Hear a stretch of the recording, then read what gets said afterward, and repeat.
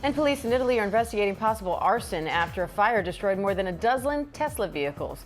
Elon Musk is calling the incident at a Rome dealership terrorism. This comes as Tesla has been the target of recent protests around the world. Amid economic turmoil, American farmers are facing a crisis that could bring down the system on which the entire agricultural industry is built.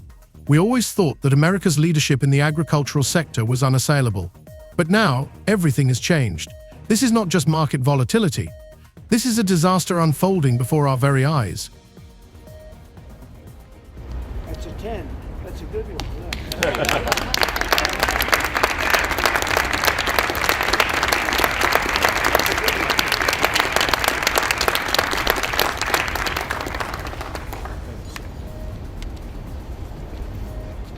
We are talking about losses that are several times higher than all previous forecasts. One of the hardest blows came from the Chinese market, a traditional buyer of American agricultural products. Over the past year, soybean exports to China have plummeted by 50%. These are entire farming states that used to thrive, providing America with income from agriculture. Now their fields are empty and their warehouses are overflowing with grain that no one wants to buy. Ready? The higher the tariff, the more likely it is that the company will come into the United States and build a factory in the United States so it doesn't have to pay the tariff. That will take many, as you know, that will take many years. In fact, I'll tell you, there's another theory is that the tariff, you make it so high, so horrible, so obnoxious that they'll come right away. When I do the 10%, 10% is really, first of all, 10% when you collect it is hundreds of billions of dollars. The numbers that you're talking, all reducing our deficit. But really, so there's two ways of looking at a tariff. You can do it as a money-making instrument, or you can do it as something to get the companies. Now, if you want the companies to come in. But this is not just price fluctuations or minor losses in one industry. In 2025, American agriculture faces what could be the most devastating export crisis in decades. Ports that used to buzz with a constant flow of goods are now virtually silent. Sorghum, wheat, soybeans, meat, these commodities, which used to be exported in huge quantities, are now unable to find buyers.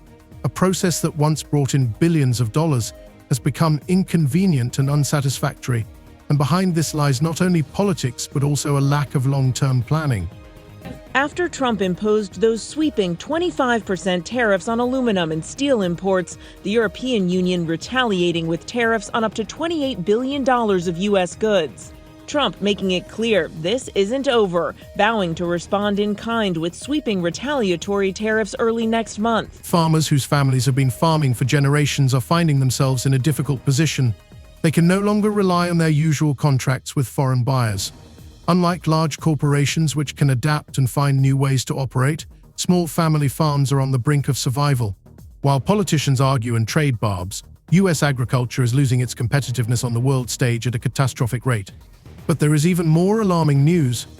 At this critical moment, China, which has long been a key buyer of American grain, is not only cutting back on purchases but also imposing new sanctions, closing access to entire categories of products. This will hit not only farms but the entire economic complex of the country. What is happening to American agriculture? Why can't even the most experienced farmers sell their products? What consequences will this crisis have for the entire U.S. economic landscape? Stay with us to find out all the details of this devastating situation. After weeks of whiplash, Trump threatening tariffs, imposing some and walking back others, many Americans are feeling the uncertainty. In Swisher, Iowa, distillery owner Jeff Quint says it's paralyzing. The bourbon industry is going to be collateral damage in this tariff war. I don't really think there's any way around that.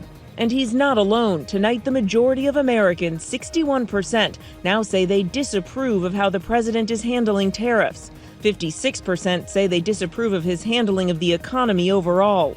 But the president has dismissed those concerns tonight, saying he has the right to change course. Amid economic turmoil, American farmers are facing a crisis that could bring down the system on which the country's entire agricultural industry is built. We always thought that America's leadership in the agricultural sector was unassailable. But now, everything has changed. This is not just market volatility. This is a disaster unfolding right before our eyes. We are talking about losses that are several times higher than all previous forecasts. One of the hardest blows came from the Chinese market, a traditional buyer of American agricultural products. Over the past year, soybean exports to China have plummeted by 50%. These are entire farming states that used to thrive, providing America with income from agriculture. Now their fields are empty and their warehouses are overflowing with grain that no one wants to buy. But this is not just price fluctuations or minor losses in one industry. In 2025, American agriculture faces what could be the most devastating export crisis in decades. Ports that used to buzz with the constant flow of goods are now virtually silent. Sorghum, wheat, soybeans, meat, these commodities that used to be exported in huge quantities are now unable to find buyers. A process that once brought in billions of dollars has become inconvenient and unsatisfactory. And behind this lies not only politics but also a lack of long-term planning. Farmers whose families have been farming for generations find themselves in a difficult position. They can no longer rely on their usual contracts with foreign buyers. Unlike large corporations which can adapt and find new ways to operate, small family farms are on the brink of survival. Tariffs, there's been a lot of on and off, some inconsistency. There's no inconsistency. I'm not like a block that just, I won't delay. It's called flexibility. It's not called inconsistency. It's called flexibility. While politicians argue and trade barbs, U.S. agriculture is losing its competitiveness on the world stage at a catastrophic rate. But there is even more alarming news. At this critical moment, China, which has long been a key buyer of American grain, is not only cutting back on purchases but also imposing new sanctions, closing access to entire categories of product. This will hit not only farms but the entire economic complex of the country. Farmers who were originally focused on the Chinese market are now facing the reality that their main buyer has disappeared. For example, farmers in Kansas who were used to selling sorghum exclusively to China are now sitting with overflowing warehouses. European markets cannot replace Chinese demand. Brazil and Argentina are already strengthening their positions by taking away customers who have no other choice. A new order is on the horizon: Chinese sanctions, new tariffs, closed ports. While American farmers are still hoping for a recovery, Chinese restrictions are not only causing soybean prices to plummet, but also destroying the financial stability of entire regions. Small farms that cannot afford to adapt quickly to the new conditions will be hit particularly hard. We begin with the president's trade war escalating tonight. This evening, the retaliation against the United States, Canada, and the European Union responding quickly, just hours after President Trump's 25% tariff on all steel and aluminum coming into the United States. Canada, the largest supplier of steel to the U.S., slapping new tariffs on $20 billion worth of U.S. goods that are sold in Canada. And the 27 countries of the European Union imposing retaliatory tariffs on up to $28 billion worth of U.S. goods sold in Europe. This is not just an economic crisis. It is a systemic collapse that is destroying the entire structure of the American agricultural industry. Some farmers are trying to switch from soybeans to corn and wheat, but these crops require different conditions. Others are trying to sign contracts to supply ethanol, but there is simply not enough to compensate for the billions that the U.S. is losing due to the Chinese blockade. Export problems are just the tip of the iceberg. In 2025, America faced not only a decline in trade, but also a sharp drop in demand for products that had previously enjoyed consistently high demand. In particular, 2025 was a disastrous year for wheat. Wheat exports, which had previously been highly profitable, were hit hard by the refusal of key buyers. As it turned out, several countries, including the Philippines and South Korea, decided to abandon purchases of American wheat in favor of cheaper and faster deliveries from Russia and Australia. With Elon Musk's views on weighing into very much national politics, national elections in Europe. And then on top of that, when you see the backdrop of Tesla upgrading its product line and the impact of them trying to chase more sales at the back end of last year, that means it's short on inventory. It can't necessarily sell as many vehicles or doesn't have as many in stock to sell. So there is that issue there of a confluence of impacts, which means that sales have been falling. Again, the question is how much more that will impact into February as well, given that the back end of last year in 2024, Tesla sales did slip overall. Competition in the grain market has always been high, but in 2025 it reached unprecedented levels. Countries that traditionally supported American products have now opted for more lucrative offers with low prices and short delivery times. Producers in the US, with high production costs and an uncertain political situation, cannot compete with cheaper supplies, and as a result, countries that previously bought American wheat are now ordering from competitors. This has been a disaster for farmers in the Great Plains and the wheat belt, who invested in growing grain expecting their products to be in demand. Instead, they have been faced with cancelled contracts and empty warehouses. US President Donald Trump has announced a 25% tariff on all car and light truck imports into the country. It's due to come into effect on April 2nd. Economists and world leaders are warning that it will be a tax on consumers and have a chilling effect on the global economy. But to Americans, Trump paints a rosy picture, predicting that the levies will spur growth. In 2025, for many farmers, planting wheat became one of the most ill-advised economic strategies. Wheat, which had been a stable source of income in the past, has now turned into losses and uncertainty. There was no way out, as many farmers had signed supply contracts without knowing that the international wheat market would change so dramatically. Deliveries that were supposed to be guaranteed were threatened by political instability and trade sanctions. Exporters, facing uncertainty, lost customers one after another. The wheat problems were just the beginning of a long and painful struggle with global trade, which has affected not only farmers but also port workers, transporters and logisticians, all those involved in the global supply chain. While American farmers are unable to sell their products, other countries are exporting goods with low costs and risks, making the American market uncompetitive.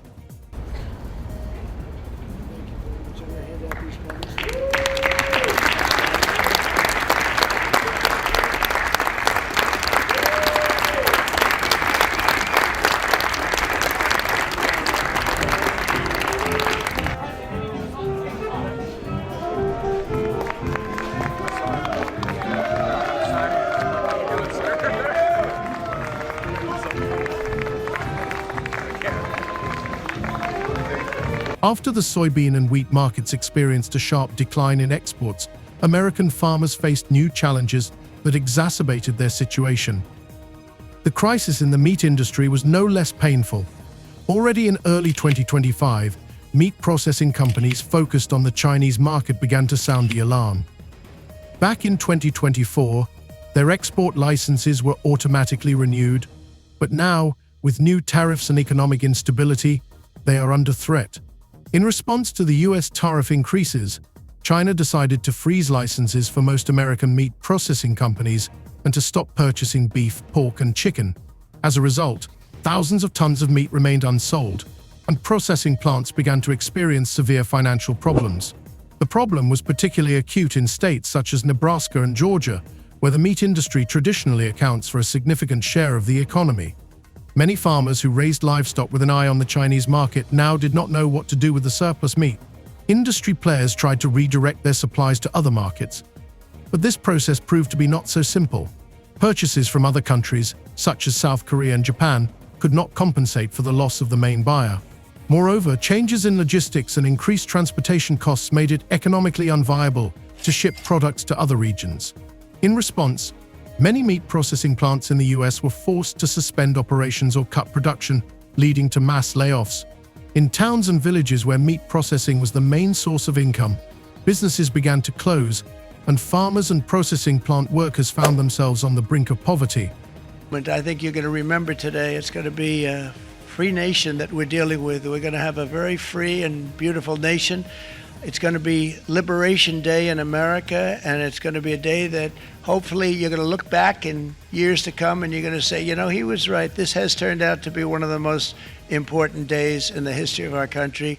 One of the most dramatic aspects of the situation was the rise in agricultural commodity prices within the US. Due to reduced supplies and rising domestic costs, prices for products began to rise.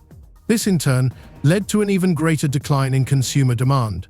Farmers in states such as Iowa and Illinois found that their goods could not be sold not only abroad, but also on the domestic market. The huge grain elevators that had previously been full were now empty, and farmers were increasingly wondering how long they could survive in these conditions. Amid all these problems, ports that had previously been major export hubs were overshadowed. Once thriving American ports such as those in Oregon, Tacoma, and Los Angeles began to lose volume. Agricultural shipments began to decline, and the number of empty containers increased. In some ports, volumes fell by 50% or more. The reason lies not only in the decline in exports, but also in new logistical challenges. Due to trade sanctions and tariff increases, America finds itself in a situation where its agricultural goods cannot find buyers, and ports, in turn, cannot process goods efficiently, leading to congestion and delays. This situation is causing concern among economists and politicians. Those who recently claimed that American agriculture could not be under threat are now forced to admit that America is on the brink of collapse. While federal government assistance can be expected in the short term, the long-term outlook is extremely bleak. Many experts warn that if the situation does not change, farmers will be forced to sell their farms at auction, and rural towns and villages risk being left without jobs and a viable economy. Despite this, farmers continue to fight. They are starting to look for new markets and alternative ways to process their products.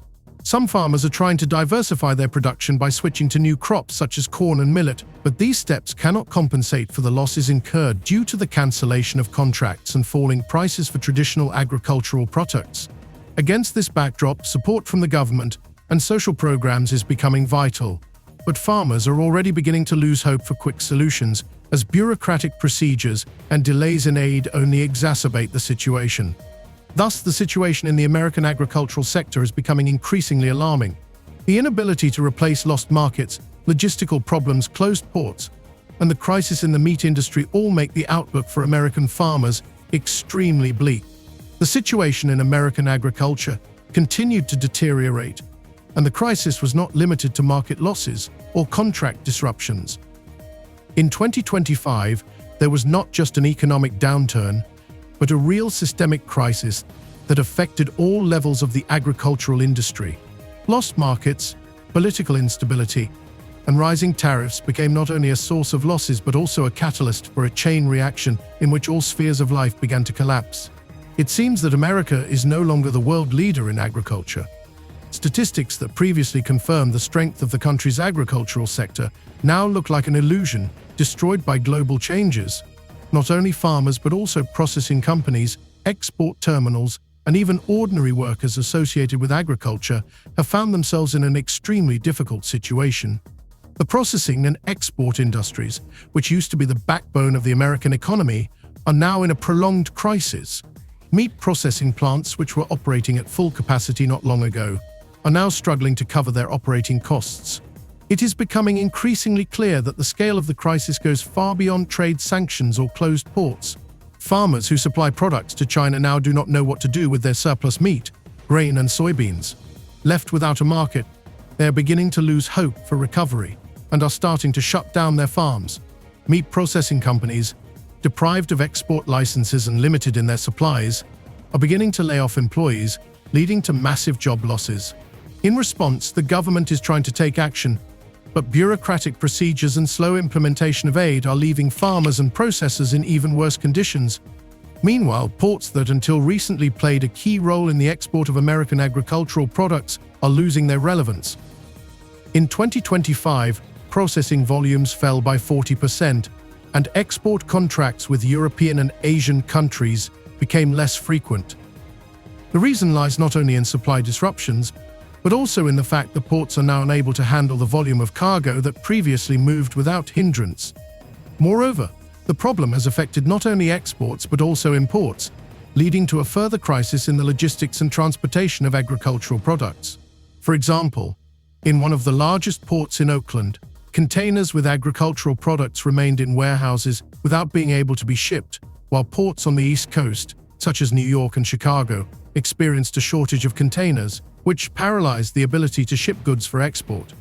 The situation was exacerbated by rising shipping rates and logistics companies taking on excessive commitments. Ports that had previously flourished and ensured stable exports of American products were now virtually at a standstill. Logistics found itself in a severe crisis. As of mid-2025, exports from Oregon ports had fallen by 60%, while volumes in Los Angeles and Savannah had declined by more than 40%. All of these ports were key for the transport of grain and meat, and now they are unable to cope with the growing volume of goods awaiting shipment. What was once a routine process is now turning into an obstacle. Ports are congested and goods cannot leave the country. In addition, new sanctions and tariffs imposed by buyer countries are complicating payments and increasing the cost of goods on the market. This further reduces the competitiveness of American products and makes quick sales impossible. Farmers who were confident about their future just a short time ago are now facing despair. Farmers in Iowa, where soybeans were once actively grown, are now barely making ends meet. Their warehouses are overflowing with goods that cannot find buyers.